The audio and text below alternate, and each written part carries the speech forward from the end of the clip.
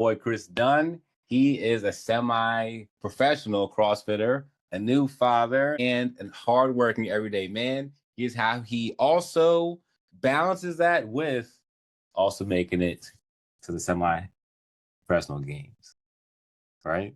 So training once a day, Chriss Dunn is able to make it and qualify for these semi-pro games while working, while being a new father.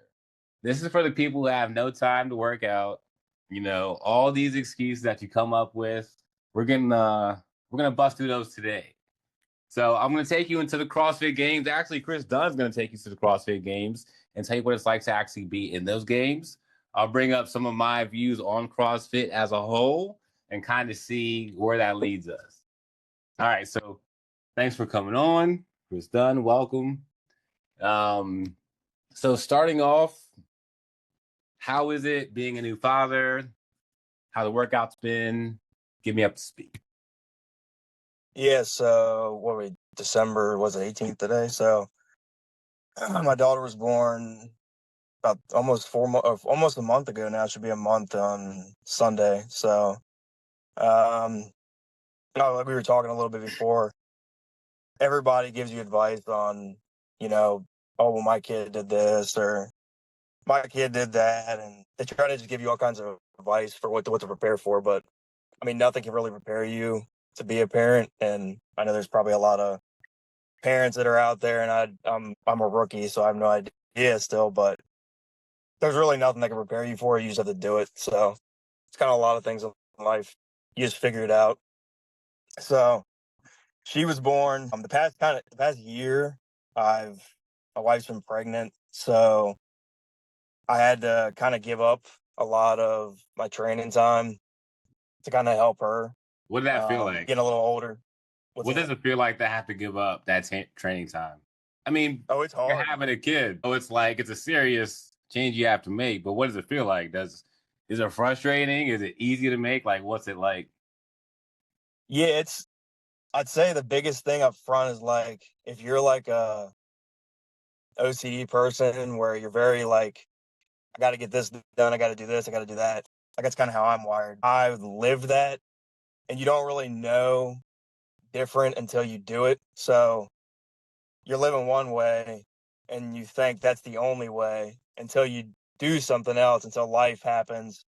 And then I started changing. I had a coach for 5 years, and it helped me a lot. Like I think a lot of that was necessary to get to a certain level, but then you get to a point where you don't really need it, and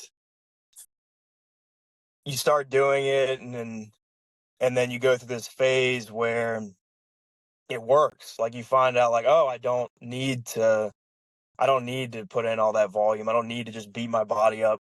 Yeah, kind of doing mundane things. Like a lot of people go to the gym and they just move and they think, oh, that's cool. Like, I did this extra thing, I did that extra thing, but it's not actually doing anything. You're just right. If you're going through stuff and you're not hitting it with intensity or like a purpose, then it's like it's pointless. Right. So, I mean, it's hard. And then until I found out, like, oh, there are multiple ways to get to the same goal, and you don't need to train as hard as you think you do. Yeah. Like it doesn't take a lot. Yeah, and I agree because I'm also, of course, big into the gym, big into putting on muscle, but I don't have a lot of time to train. And when you're at the gym all day, you don't really want to sit there and train all night after training people all day.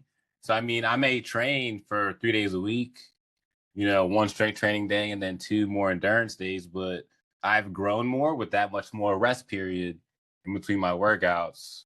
And I think we find that with time that we don't need to go all out every single day to actually make improvements.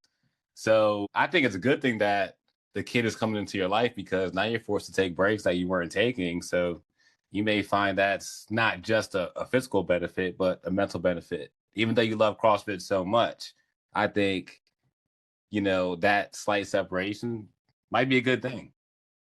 I don't know. Maybe I'm reading. Yeah. No, that's like I chased this goal for a long time. Like a lot of it's the way that for the people that don't know much about CrossFit and how it's lined up. So there used to be like there's these stages through like the CrossFit season. So there's the open. If you advance past that, it used to be like regionals, and then from there you made the CrossFit Games, which is like really, really, really hard to do. It's really hard just to get to regionals, but then they kind of wiped away that system. Then it became like CrossFit Open to quarterfinals to semifinals, and then the games. And a lot of people spend so much time chasing that, and it's not fulfilling. Like I chase trying to go individual, which Yeah. those like you can be the worst regional or semifinal athlete and be extremely fit and be like a straight savage. Right.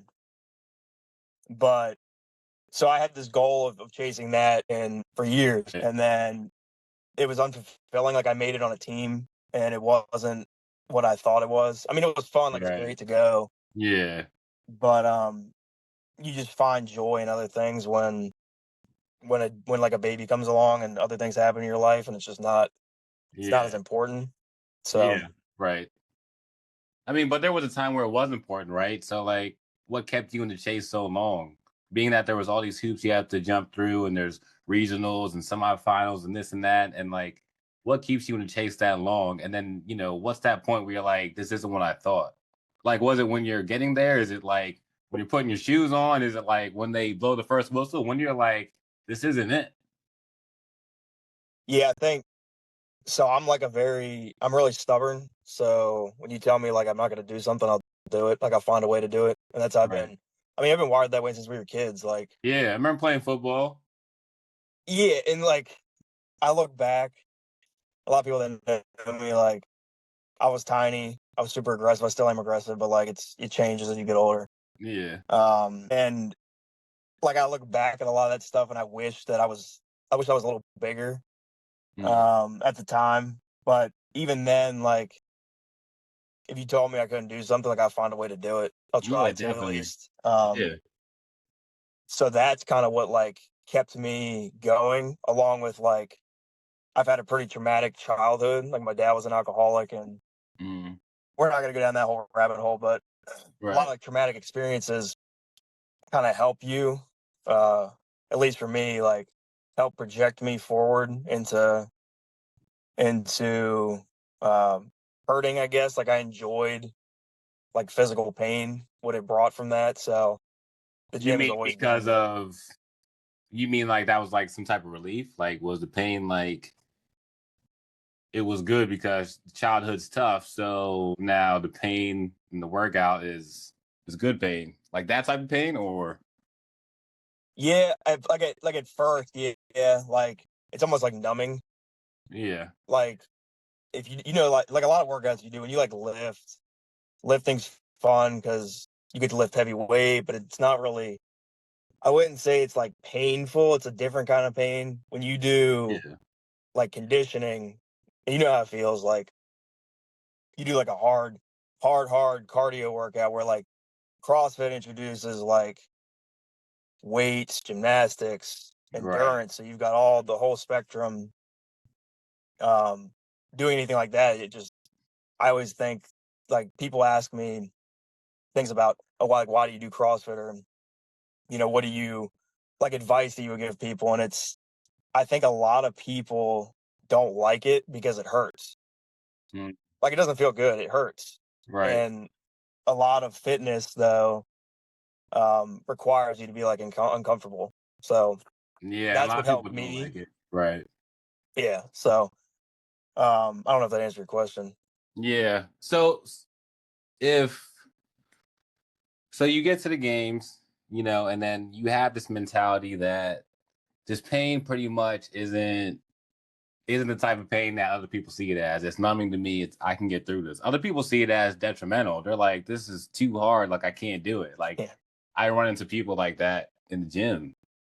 All things that are less extreme. And one thing I can definitely respect about CrossFit is the conditioning you will get in. You will get into shape. I cannot deny that, right? But my holdup is the amount of injuries. I've never seen so much athletic tape, wraps, ice, and it's like you have to go. And it's usually you're hurt in the middle of like your top performances, right? Like you're in the middle of the games, you're in the middle of like a semifinal, like that's when you're typically hurt. But it's just like, why push the reps to a point where we break our form? You guys are already super fit. You can already do a lot of weight and a lot of reps. Why take it to that point where the athletes are getting hurt? Do you think that there's a line that's kind of crossed with the volume with CrossFit, or do you think that's just part of the culture and that is what it is? So I think there's a couple things. I think first, there is, like, I agree, there is a reputation. Anyone that tells you otherwise is lying to you. That there is this reputation of CrossFitters that get hurt. A lot of it is poor coaching on the coaches that are running the classes or whatever. Or two, it's a combination of that with people that just aren't ready to move at that level.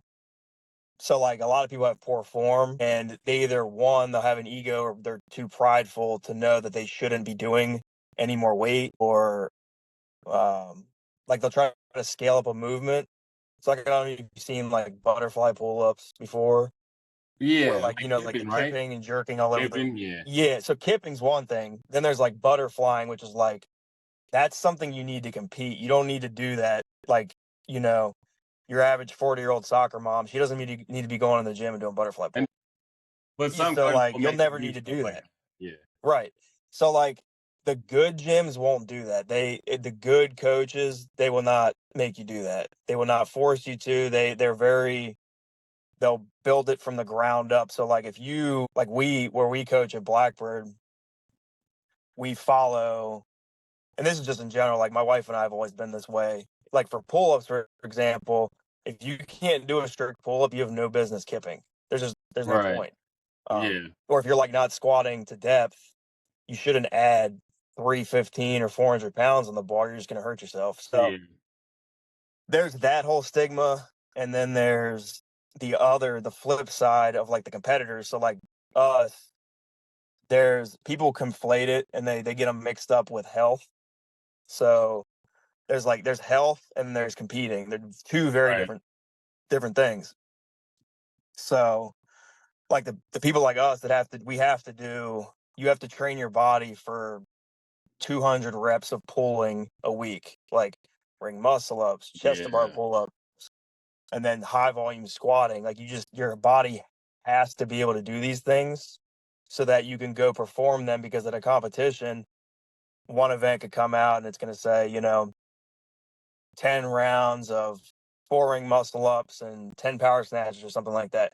Right. That's 40 ring muscle ups that you're going to have to do in a workout. And if your body's not prepared, you're going to get hurt, or you're not going to do well. So half of it is just, you have to train your body to do these things, but it's not healthy. So if that makes sense. You mean And like it's past healthy, like this is an intense type of training. yeah, but it's like, again, it's two different things. Like, so I wouldn't recommend, I would advise anybody that wants to compete at a high level that it's not the healthiest. So, but that's the price you pay. Like, you play football, you play basketball, you play soccer, any of these sports, you get hurt. Like, it's just a Yeah. thing. Right. So, And I mean, so with that, being said, how do you prevent yourself from getting hurt? Do you leave your ego at the door? Or did you used to like have to be humbled because you had to suffer some injuries? Like, how do you figure out that balance? yeah, when I first started, I mean, I'm so high achieving that I always set this goal out, but I wasn't that good from day one. So a lot of it was, you do have to put your ego at the door. It's a sad truth. Um, some guys can get away with it, like a lot of, like, football players like us, like, if they're super strong, or they bring in some background of something, like, Right. if you can squat, like, I don't know, benchmark for a dude like 405 already coming into CrossFit or more, and you're strict pressing, or let's say you can clean like 315, well, you're going to be set up to do things that other people can't do on day one. But if you're like me, I wasn't like super strong at the start, so I had to build everything up, and it took years.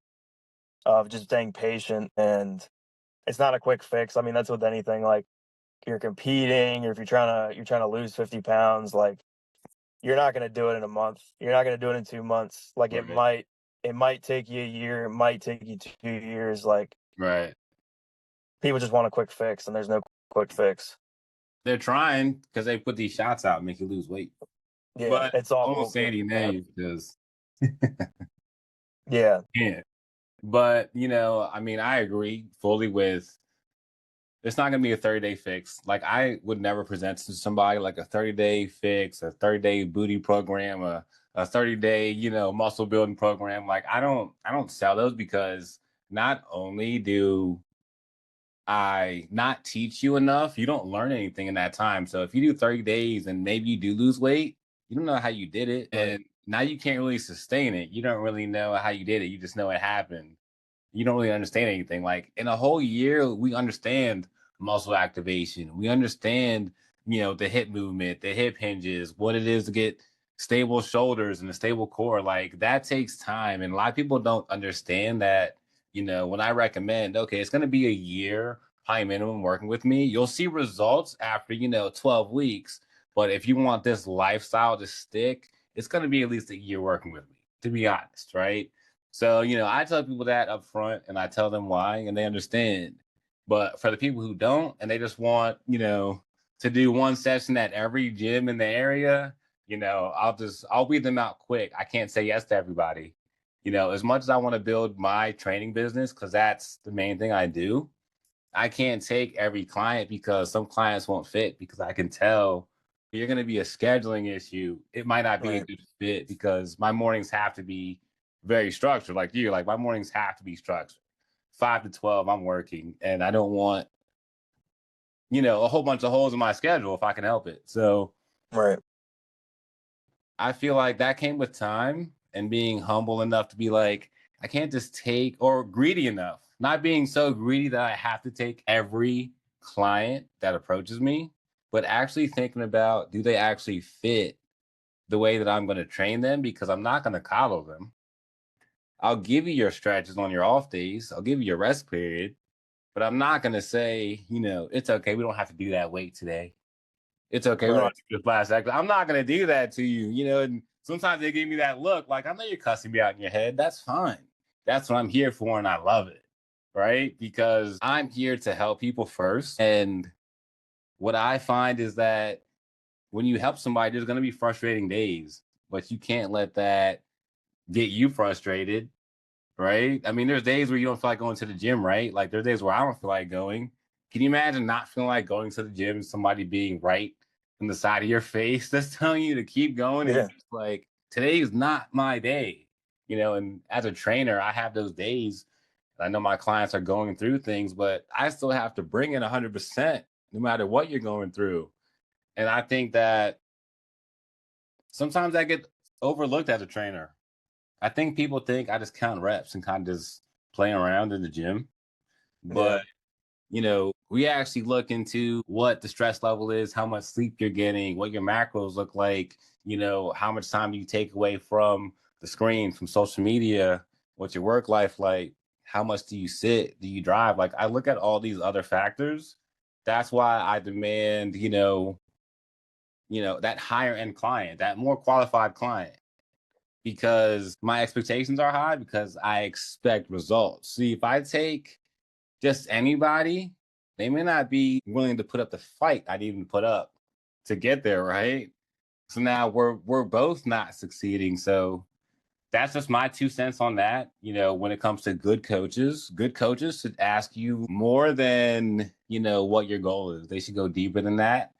So anybody listening for a coach, make sure your coach goes in a little bit more depth and connects you to his community. I connect my clients to my stretching coach and my masseuse because my recovery is big. You notice with time that recovery takes longer. You may get aches and pains for no reason. So definitely take care of my body.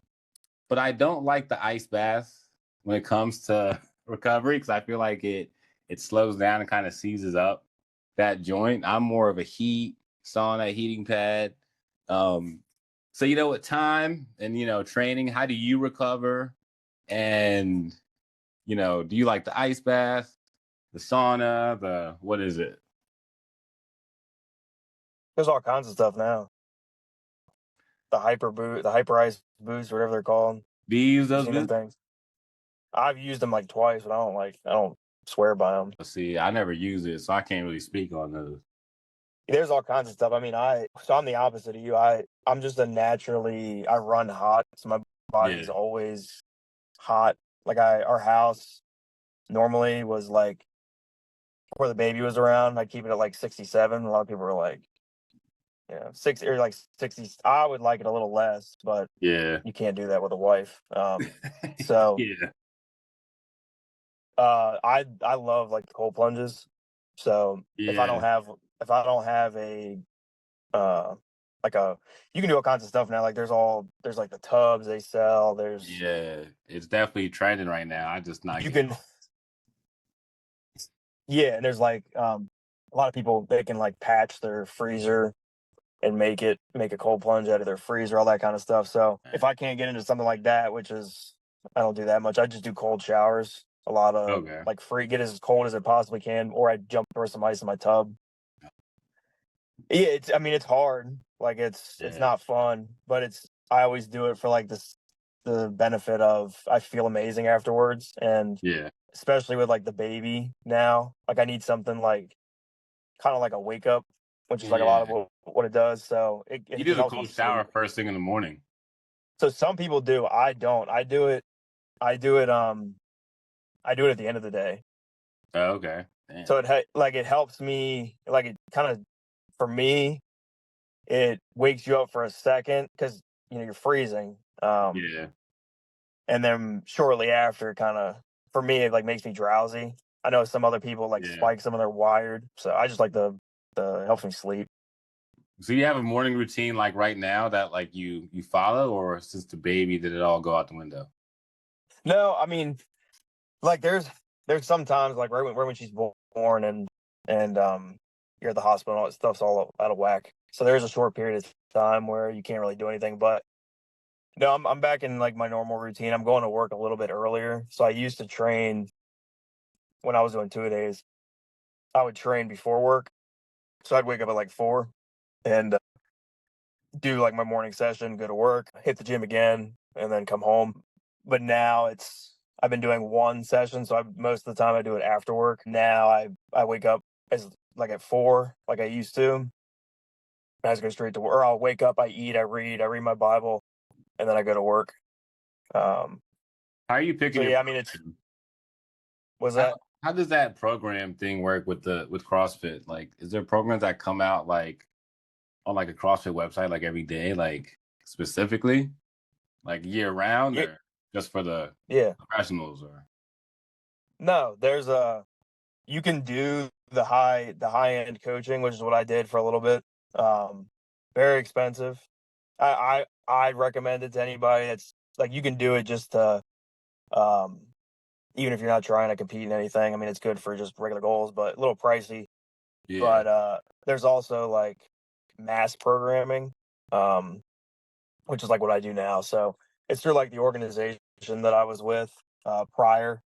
I do like their mass program. It's called they switched the name. It's so Training Think Tank is the org, and it used to be called Design, but now it's Compete or something like that. So they have that. There's like different paths, so you can follow. Like here's your competitor's path. Here's your person that just wants to do bodybuilding. Here's the person that's your runner. Like they have all these different training paths that you can follow, and then yeah, it's pretty standard for in the CrossFit setting. There's a lot of um, trying to think of the words. It's just like brands. yeah, Like they all sell different programming. You could also follow like CrossFit.com, that's been around since like 2008 or whenever it was founded. is that like a paid thing? Like, does the average person pay for CrossFit.com? No, CrossFit.com's free. Okay, Yeah, wait, they do like a workout a day, and then there's some other ones where you pay. They're not that expensive. yeah. So what's top three exercise you actually enjoy doing, and then the least, the top What do I three? enjoy doing outside of exercise? Nah, top three that you do like doing exercises, and then the top 3 you don't like doing? Oh, like movements. Yeah. Top 3. It's a tough one. Probably a thruster is up there. I don't know if I'd rank them 1, 2, 3. Thruster, muscle up, handstand push up, maybe a double under. Those are all my favorites, I'd say. That's 4, but Yeah. Those are some good picks. Can you do the handstand push up off the wall yet? What do you mean, like freestanding? Yeah. I can do them, but like we don't have to do them in competitions. That's tough. I'm trying to They're whack. I'm not a fan. Those ones are tough. I want to do that this year. I'm going to do a handstand push up, freestanding. I'm going to do a backflip, and I'm going to flag again. It's wild. I can't do that. I'm going to do all that shit again. Nah, I'll break my neck. Just get a spotter first couple times, like he did CrossFit exercises. Yeah. And then, so exercise that you hate. So, you're competing. What exercises are you like, shit, we got to do this? Yeah, rowing, the row machine. But you guys row for like miles? It depends. I mean, not necessarily. There could be short rows. There could be rows mixed domain where it's like a 12-minute metcon, and you do like you got some squatting, you got some burpees, and you got like a 10-calorie row, stuff like that, and you just keep rotating. Rowing, probably box step ups because I'm 5'6". Yeah. And then I don't know, probably a bike, an echo bike. Probably machines. I hate machines. Hate be on any machines, yeah. Because I'm just tiny. Yeah. Well, like someone like your size, you would naturally be better at a row or a ski or a bike because you're bigger. Yeah, they're exhausting though. I'll do that for like 3 minutes, maybe 3.5 minutes. I'm good. Yeah, they're not fun. That's it. 3 minutes of that end of the workout, I'm good. Yeah. All right. And then so you kind of beat me to the punch, but outside the gym, because I just had a whole spiel about how I take it outside the gym. So what do you do outside of the gym that's not fitness related, that you do that's just for you, that you can do for peace? Like, what do you do outside of it? Yeah. Because I know you read in the morning, right? What else do you do? So some things that help me stay sane. I'm a Christian, so I read my Bible once a day, if not more. I'm active in my our youth group at church. So like with the kids that just kids in general. They're a lot of middle-aged high school kids. Because I went through a lot of, like, I didn't have a father that was around when I was younger, so I try to help the younger kids out. Do youth group. I run the games with the kids. I don't know, just hanging out. I'm a nerd, so a lot of I still game a little bit. Yeah. Play my PlayStation. Yeah. I'm like the opposite. When I'm not in the gym, I like to relax. I like to. Yeah. A lot of people think fitness people they're on the go. That's like my wife, but I'm the opposite. It's kind of like I don't know. I'm trying to think. What's an animal that's like a bear? I guess they work out when they have to. Yep, just when need be. I mean, that's how I am. Yeah. If I'm chilling, I'm chilling. That's it. I'm home. I'm probably in the bed. Yeah, exactly. So, yeah, I like my recovery, definitely. All right. Definitely got some good things. Sometimes when I ask people that question, they just kind of freeze up and they don't know like what they can do for themselves. So that's good that you already have that established. I think it's definitely commendable that you work with the youth. I think that's definitely important to share your story, as tough as your story is. Growing up, I think that can help young men who feel like they're alone, feel like they can't be heard, or feel like their situation is unique and no one's going to listen to them. So I think it's definitely important that you speak on that. I know me personally, I don't agree with a lot of things that my father did growing up. And I know he knows this and he's going to see this, and I'm fine with that. But that's why our relationship is so strained now, is because there's things that need to be addressed before he can just come up to me and just say, what's up, son? How's your day? No, there's a couple things that we have to kind of unravel first, but I have to be careful with that expectation. So, I'm just sharing that for anybody who has a strained relationship, who thinks that going to that person is going to give them some type of relief, because you having an expectation for somebody else's reaction is going to set yourself up for failure. So definitely be open to people's views and what they were going through at that time. I think people forget the perspective of the people who hurt them, what they were going through at the time that they were putting you through that pain, right? So taking it to that perspective, hearing it all the way through, but not expecting certain answers, I think is super important, because these are talks I can't have with my father. He's not ready, right? So I just have to say them out loud. So maybe if he doesn't want to hear it, somebody else will hear it and it'll help them. So definitely, like I said, commendable that you talk to the youth, because I think the earlier the better. And then later on, their mental health is much more positive, I think. So definitely keep doing the hard things. You've never ran from a challenge a day in your life, right? Every aspect, you hit it head on. So definitely, respect you highly for that, and to keep doing that. Hopefully we get to have more of these conversations, and you continue to do big things, build your family, stay healthy, and be that influence. So going into 2025, what's a big thing you want to accomplish this year? What's something that has to be done in 2025 that would really be fulfilling, whether it's gym related or not? I'd say when you have kids, I mean, and again, I'm acting like I have like 10 years of experience. Probably the first week is when you realize how selfish you are when you have kids. So I'd say, how can I be a less selfish, more patient, and less irritable person? So that impacts me in life, with my wife, with my daughter now. It impacts your day-to-day actions when you're driving to work, or you're dealing with coworkers, you're dealing with family or whoever. And then in the gym too. I mean, that's every aspect of life. It's going to affect you. So how can I be a less selfish person, more patient and less irritable? So you self-reflect clearly. So how often do you have to sit and like self-reflect? Like, I'm getting a little too frustrated about this, or maybe I should be more patient about that. Like, how often do you take a second and was like, breathe? Okay. Take Yeah. I'd say in the morning, when I get I think quiet time's big. If you don't have some ways you can decompress, and you're getting caught up in because life's busy. I mean, you're going to work. You got all kinds of obligations. You got kids. You got a wife. You got boyfriend, girlfriend, whatever. Things are busy. So if you don't specify a time on the calendar, like a block that you can sit down and just have quiet time. And for me, I like read my Bible, so I take that time.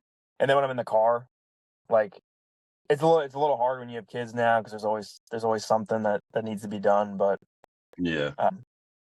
Yeah, I'd say the biggest thing is you just you have to make time. Like if you don't make time, then you're never gonna do it. You're just gonna be, if you're like me, like you're just gonna be pissed off. You're gonna get caught up from one thing to the next thing to the next thing, and then it's just gonna overwhelm you.